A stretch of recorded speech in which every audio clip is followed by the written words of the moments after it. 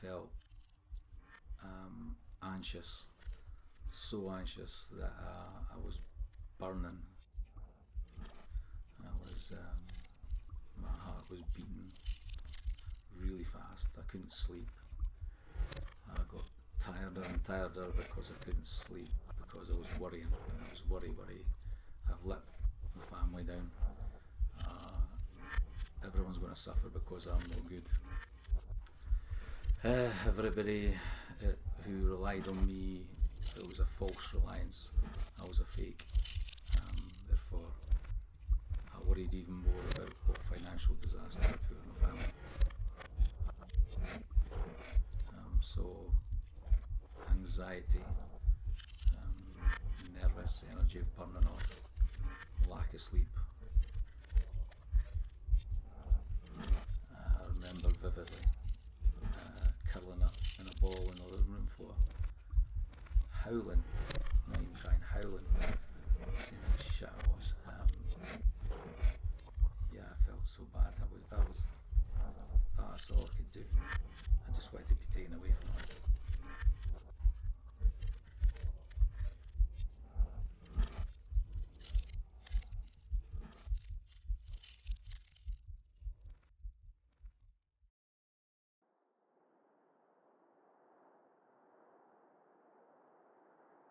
I only realised something was wrong when I was driving back from school crying, and I knew this wasn't right.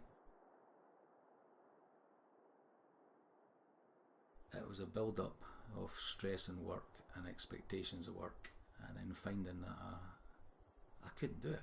I wasn't alone. Other people were struggling with it, but I just thought, I can't do this. I can't do this. Why? What's wrong with me? Why can't I do it? I'm a failure.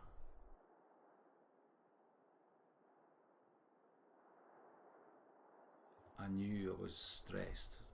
I didn't know I was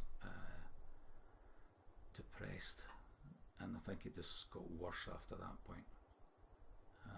There was no stopping it. Once it started, the feelings of negativity about not being good enough, I couldn't stop it.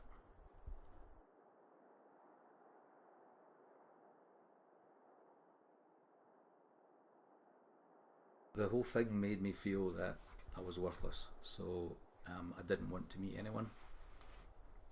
I didn't want to speak to anyone.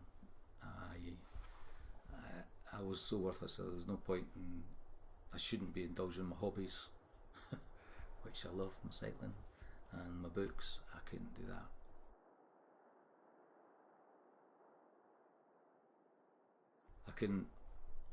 I could see, and now I can, that these are the sort of things I should have kept doing.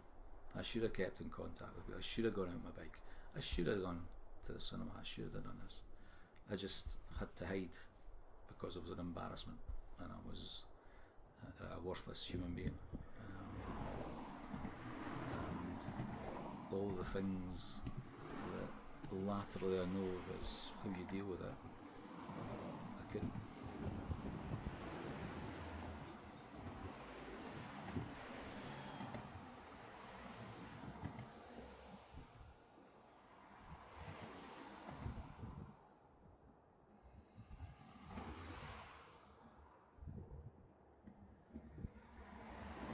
Consume me, finding a way to kill myself that nobody would get hurt with. I.e., if I didn't want to jump in front of a train in case the train driver had to suffer stroke. I didn't want to hang yourself in the forest because some kid might find you. But I didn't want to kill myself. But I did. It was not a drama thing. It wasn't attention. I didn't want to kill myself. It was a useless piece of shit. I'm no good to anyone. Everybody would be better off without me. Which didn't make sense. Now, listen, it doesn't make sense, but I was so desperate. I was so down. I could understand why people would do it.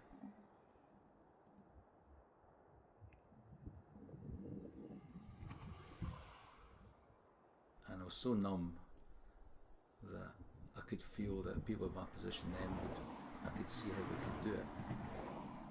But unfortunately, I knew I couldn't because of my family. There's no way. Even though I was suffering and I was hating it, I was absolutely hating myself, I would have never done that to my family.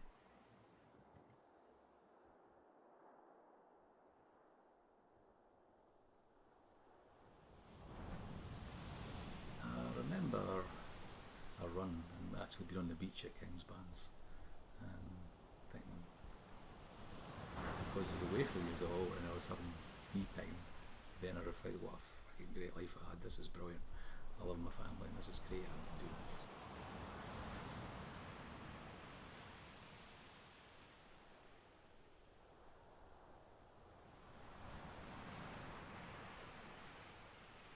I am a guy who did a lot of things on his own, and I think when you're giving time to other people as your job, you sometimes a wee bit of time to yourself without being too selfish.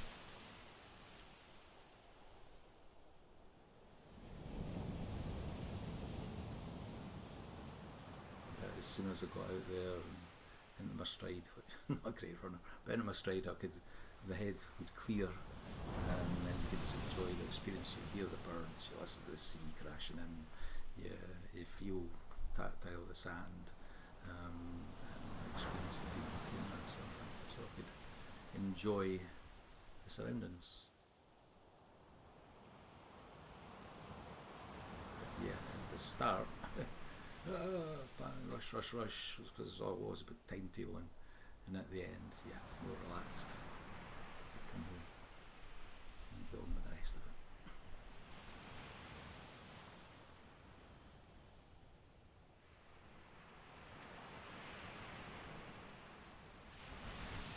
I know that I've had these issues. I'm hopeful I won't have them again. I can't tell if I'm going to have them or not. I don't know what's going to kick in. You know, I didn't think I'd get it after the second time, but then I went back into a position of responsibility, and I had a trigger there.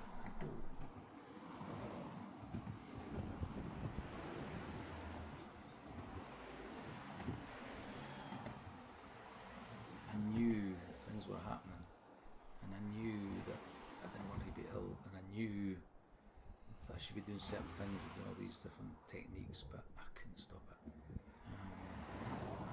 That was also a frustrating thing, that to have this experience of 2 big episodes, and then the third one to come again, and know and be aware, because I was awareness of triggers and stresses, and because I couldn't get a grip with that made it worse.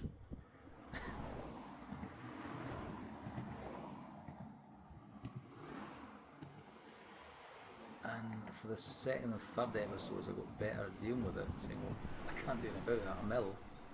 If I had a broken leg and I was on a plaster, it's obvious. But because I've got a broken head, it's not obvious to see that I'm ill. I think the last time I was ill was much quicker, because I did get the grip. I would like to think I'm a better person for it. It was a good thing. It was a horrible thing, but it was a good thing. And that it made me reflect on what was important. My family was more important than anything else. What other people think doesn't matter, apart from people that's close to you.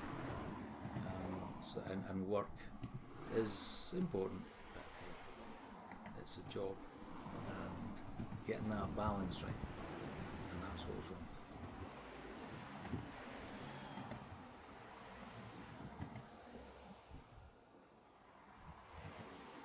The boys, I don't know, that we talked about, and I think they weren't fully aware of just how seriously ill I was, which is brilliant, because we were too young to deal with that at the time, but it's good to talk about it now.